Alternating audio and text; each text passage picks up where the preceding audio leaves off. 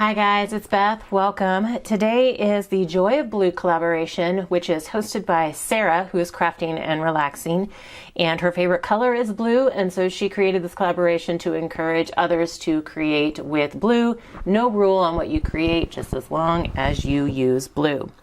April is a really big birthday month for our family, and so I decided to focus on some birthday cards this month because a couple of the recipients like their favorite color is blue. So the first one is a card from my husband. And last year, one of my subscribers let me know about this whiskey business stamp set that Stampin' Up!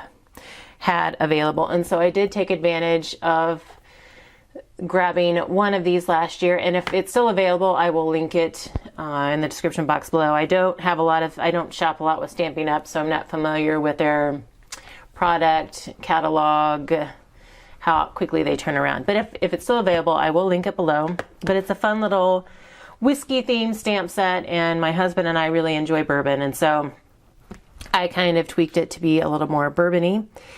And one of the images was this little,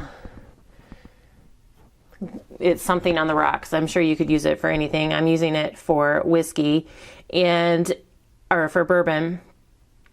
And actually it could also be, there's a cocktail that's called Old Fashioned, and it includes bourbon and some bitters and some other different things. And so it's not something that we normally drink, but we do enjoy having an old fashioned every once in a while, especially when we can find somebody who makes a really good one. And so I stamped the little cocktail glass here on the rocks cocktail glass and colored it in. And then my husband, he likes blue and he loves like wood grains and textures and things like that. So I pulled in some of this blue wood grain that I had in my stash. And then I was using a craft cardstock, but I didn't like it directly on the craft. So I added the burlap behind the blue wood grain just to give it some texture. And then the burlap kind of coordinated with natural wood coming through. So I decided to back my glass here on some craft cardstock as well, and then found a stitch circle die that fit that circle perfectly.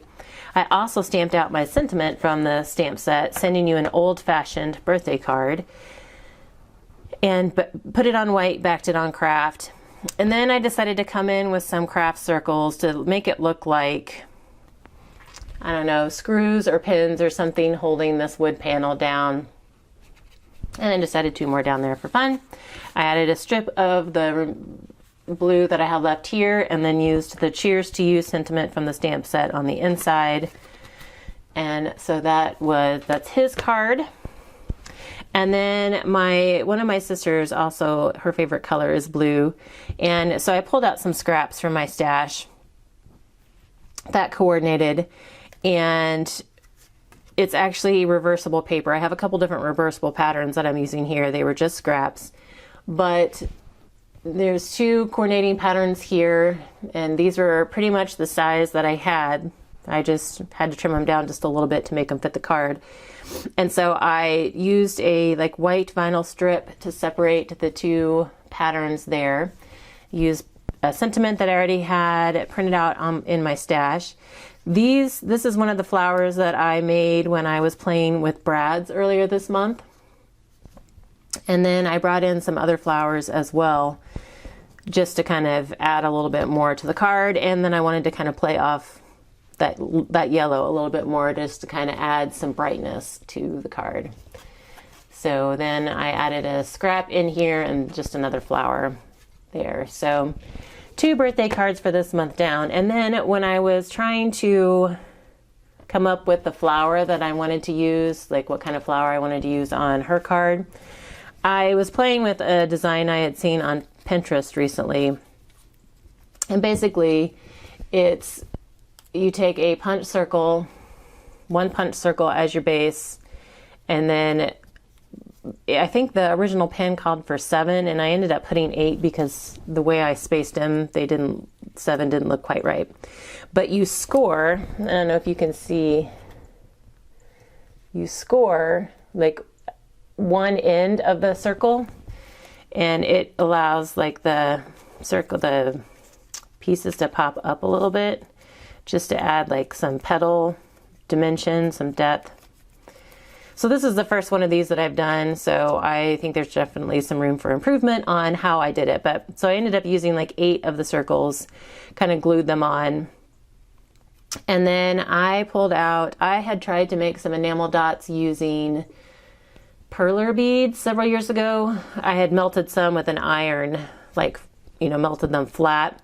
And so I don't use them very much on like card fronts or projects, unless it's like one of my own scrapbook pages, just because they're not overly perfectly round.